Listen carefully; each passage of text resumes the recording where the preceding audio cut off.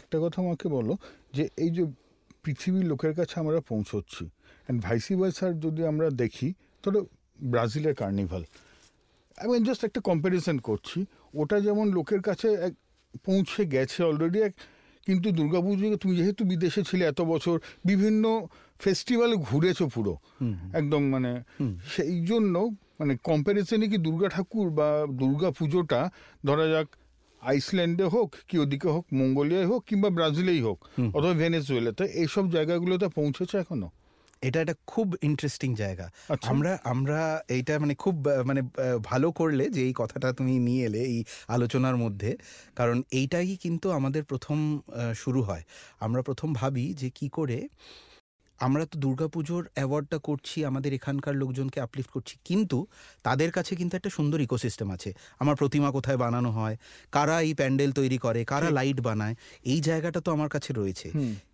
তারপরেও কিন্তু মানুষ ভলান্টারিলি সেটা করছে। তো আমি মনে করি G S O E is not just an organization but a movement, যেখানে আমরা প্রথম ভাবি এদের কাছে সেটা থাকা সত্ত্বেও তারা নিজেরা সময় দিচ্ছে, ভলান্টিয়ারিং করছে, কিন্তু যারা বিদেশে তাদের কর্মসূত্রে গিয়েছেন, কিন্তু তারপরেও কলকাতার দুর্গাপুজোকে তাদের সেই ভালো লাগার জায়গা থেকে সেই বিদেশের মাটিতে প্রতিষ্ঠা করেছেন, তাদেরকে কিন্তু রেকগনিশনের প্রয়োজন আছে।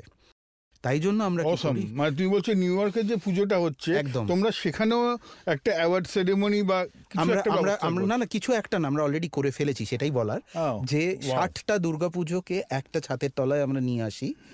এবং গত বছর আমাদের অ্যাওয়ার্ডের শুরুটাই হয়েছিল, আমরা 8টা দেশ থেকে রিপ্রেজেন্টেটিভ এসেছিল, সেটা হংকং, ব্রাজিল, এমনকি Nigeria, south Africa, New Zealand, Australia, US এবং ইউকে।